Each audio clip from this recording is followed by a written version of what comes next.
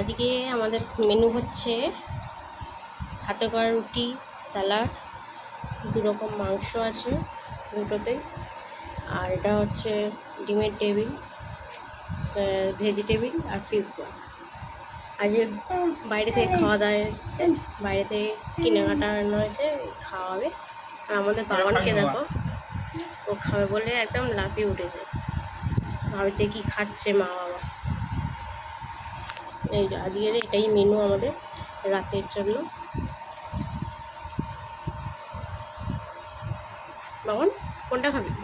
ও বাবা, দিচ্ছি না, তুমি টেবিলটা খাও বাবা। তুমি বাবান কি খাচ্ছে দাও? ভেজিটেবিল।